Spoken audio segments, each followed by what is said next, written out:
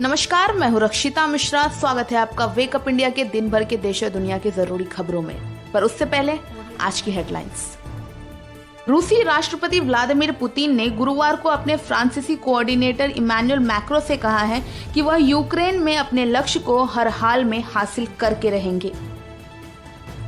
Ukraine में अपने भारतीय नागरिकों के लिए एडवाइजरी में सरकार ने सर्वाइवल गाइडलाइंस की सूचीबद्ध की है। रूस युद्ध के बाद निर्वासित पूर्व यूक्रेनी राष्ट्रपति विक्टर यानुकोविच को कथित तौर पर यूक्रेन का राष्ट्रपति बनाया जा सकता है। यानुकोविच 2010 में यूक्रेन के सत्ता में आए थे, लेकिन 2014 में हिंसक विरोध प्रदर्शन के बाद उनकी सरकार गिर गई थी। भारतीय छात्रों को निकालने के लिए रोमानिया गए सिंधिया के साथ बहस में उलझे स्थानीय मेयर। बिहार में हुए बम धमाके को लेकर पीएम ने की सीएम नीतीश से बात, कहा कि यह घटना पीड़ादायक है।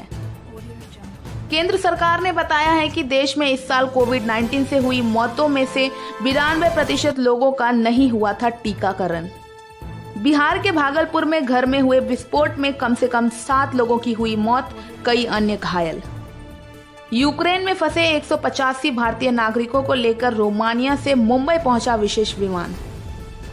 देश में पिछले 24 घंटों में सामने आई कोविड-19 के 6,400 नए केस, 201 मौतें हुई दर्ज। अब हेडलाइंस के बाद वो खबर जो आज के दिन सुर्खियों में रही। कांग्रेस नेता राहुल गांधी ने गुरुवार को यूक्रेन से लौटी छात्रा का वीडियो ट्वीट कर लिखा कि निकासी कर्तव्य है, कोई एहसान नहीं। राहुल गांधी द्वारा शेयर वीडियो में एक छात्रा कह रही है कि यूक्रेन में जहां खतरा था वहां सरकार की तरफ से कोई मदद नहीं मिली। हमें रोमानिया पहुंचने के बाद भारत लाया गया।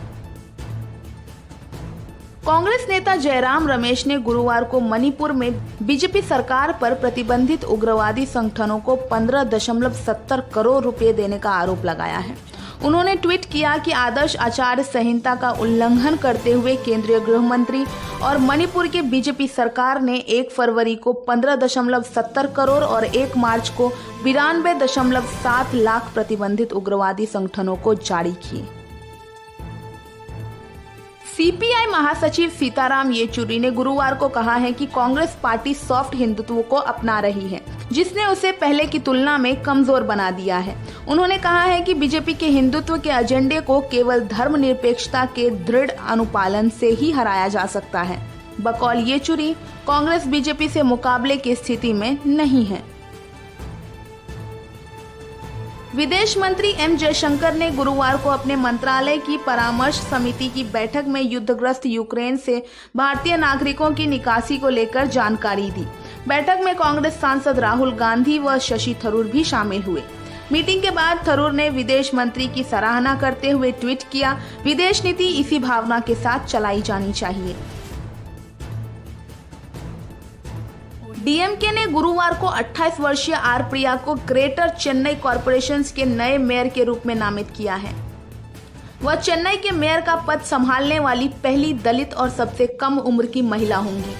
गौरतलब है कि डीएमके ने ग्रेटर चेन्नई कॉरपोरेशन सहित सभी 21 नगर निगमों में बहुमत हासिल की है। स्पेशल कोर्ट द्वारा महाराष्ट्र के मंत्री व एनसीपी नेता नवाब मलिक की ईडी की हिरासत 7 मार्च तक बढ़ा दी गई है। दरअसल गुरुवार को मलिक की ईडी हिरासत खत्म हो रही थी, जिसके बाद उन्हें कोर्ट में पेश किया गया। गौरतलब है कि मलिक को दाऊद इब्राहिम से जुड़ी मनी लॉन्ड्रिंग मामले में 23 फरवरी को गिरफ्तार किया गया था।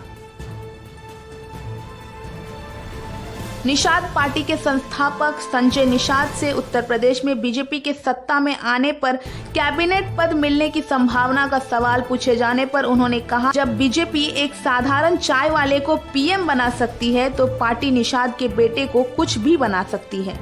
यूपी में गुरुवार को 6ठे चरण का मतदान हुआ। यूक्रेन में अपने भारतीय नागरिकों के लिए एडवाइजरी में सरकार ने सर्वाइवल गाइडलाइन सूचीबद्ध की है, जिसमें उन्होंने नागरिकों से कहा है कि वे अपना पासपोर्ट, आईडी कार्ड और जरूरी दवाएं समेत जरूरी सामान अपने साथ रख लें। सरकार ने भारतीय नागरिकों से पूर्ण भोजन न करने की सलाह दी है। उन्होंने कहा है कि पानी पीने के लिए बर्फ पिघलाएं, बैटरी बचाने के लिए गैर जरूरी ऐप्स डिलीट करें, साथ ही रूसी भाषा के 2-3 वाक्य सीख लें। यूएनएससी में रूस के खिलाफ प्रस्ताव पर भारत के मतदान से दूर रहने के बाद भारत में फ्रांस के राजदूत इमैनुअल लेनिन ने गुरुवार को कहा है कि किसी को भी यह नहीं बताना चाहिए कि भारत को क्या करना है। उन्होंने कहा कि गहराते हुए संकट में भारत के समर्थन का बहुत स्वागत होगा, क्योंकि भारत की आवाज मायने रखती है। यूएन में बेलारूस के राजदूत वैलेंटिन रिबाकोव ने रूस यूक्रेन युद्ध के बीच बुधवार को दावा किया है कि पोलैंड बॉर्डर पर तैनात सुरक्षा कर्मियों ने लगभग 100 भारतीय विद्यार्थियों की पिटाई की है और उन्हें वापस यूक्रेन भेज दिया। उन्होंने यूएनजीए में कहा कि घटना 26 फरवरी की है। इन भारतीय विद्यार्थियों को बाद में रोमानिया में शरणार्थी शिविर में रखा गया। भारतीय वायुसेना ने गुरुवार को बताया है कि ऑपरेशन गंगा के तहत 4 C-17 विमानों के जरिए अब तक 798 भारतीय नागरिकों को रोमानिया, हंगरी और पोलैंड से निकाला गया है। इन विमानों के जरिए 9.7 टन राहत सामग्री की भी आपूर्ति की गई। बुधवार को विदेश मंत्रालय ने बताया है कि यूक्रेन से करीब 3,352 लोग भारत लौट चुके हैं। रूस और यूक्रेन में हो रहे युद्ध के बीच रूसी विदेश मंत्री सर्गेई लावरोव ने कहा है, मैं यह बताना चाहता हूं कि परमाणु युद्ध का ख्याल सीधे सीधे पश्चिमी देशों के नेताओं के दिमाग की उपज है, न कि हमारे। इससे पहले लावरोव ने कहा था कि अगर तीसरा विश्व युद्ध होता है तो इसमें परमाणु हथियार का इस्तेमाल होगा। टाइम मैगजीन ने आगामी संस्करण के लिए अपना नया कवर पेज शेयर किया है, जिस पर यूरोपियन पार्लियामेंट को संबोधित करने के दौरान यूक्रेनी राष्ट्रपति व्लादिमीर जेलेंस्की का एक कोट लिखा है। कवर पर लिखा है, मौत पर जिंदगी की और अंधकार पर प्रकाश की जीत होगी। युद्धग्रस्त यूक्रेन ने आधिकारिक ट्विटर अकाउंट से इस कवर को ऐतिहासिक बताया है। यूक्रेन के राष्ट्रपति भवन के प्रमुख एंड्रिय येरमाक ने कहा है कि रूसी राष्ट्रपति व्लादिमीर पुतिन केवल यूक्रेन पर नहीं रुकने वाले हैं। उन्होंने कहा कि पुतिन एक नया रूसी साम्राज्य बनाना चाहते हैं और उन्हें रोकना ही होगा। बकौल येरमाक, संभव है कि रूस का यूक्रेन पर हमला यूरोपीय का वैश्विक तबाही की केवल शुरुआत है। होम रेंटल कंपनी एयरबीएनबी के सीईओ ब्रायन चेस्की ने कहा है कि एयरबीएनबी रूस और बेलारूस में अपनी सभी सेवाओं को निलंबित कर रही है। चेस्की ने पहले घोषणा की थी कि एयरबीएनबी युद्धग्रस्त यूक्रेन से आए 1 लाख यूक्रेनी शरणार्थियों को आसरा देगी। शेल, एप्पल और जनरल मोटर्स जैसी कंपनियां पहले ही रूस में अपनी सेवाओं को निलंबित कर चुकी है। ट्विटर के सीईओ पराग अग्रवाल के मुताबिक ट्विटर लगभग 2 वर्ष बाद 15 मार्च से दुनिया भर में अपने सभी कार्यालयों को खोलेगी। हालांकि उन्होंने कहा है कि कर्मचारी जहां रचनात्मक महसूस करें वहां से काम कर सकते हैं और इसमें हमेशा के लिए वर्क फ्रॉम होम शामिल है। बकौल पराग, कर्मचारी कुछ दिन ऑफिस व कुछ दिन अपने घर से भी काम कर सकेंगे। ऑनलाइन फाइलिंग के अनुसार यूके की गैम्बलिंग फर्म बेट 365 की संस्थापक व सीईओ डेनिस कोट्स ने अपनी सैलरी में कटौती के बावजूद 1 साल में वेतन और लाभांश के तौर पर 3,000 करोड़ कमाए हैं। ब्लूमबर्ग के मुताबिक यूके की सबसे अमीर महिला डेनिस ने पिछले 1 दशक में 1.8 अरब डॉलर से भी अधिक कमाई है। यूक्रेन पर रूस के आक्रमण के बाद विभिन्न खरीदारों द्वारा रूसी कच्चे तेल को न खरीदने से उसकी कीमतें गुरुवार को बढ़कर 116 बैरल डॉलर तक पहुंच गई है, जो 2008 के बाद इसका उच्चतम स्तर है।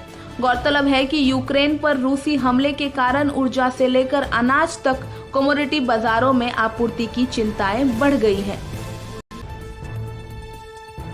महाराष्ट्र कांग्रेस अध्यक्ष नाना पटोले ने राज्यपाल भगत सिंह कोश्यारी को लेकर शुक्रवार को कहा कि हमें राज्यपाल चाहिए, भाजपाल नहीं। उन्होंने कहा कि हम जल्द ही राष्ट्रपति से मिलेंगे और मांग करेंगे कि राज्यपाल को उनके पद से हटाया जाए। गौरतलब है कि छत्रपति शिवाजी महाराज पर राज्यपाल की कथित टिप्पणी के खिलाफ एमवीए विधायकों ने विधानसभा के विरोध प्रदर्शन किया था।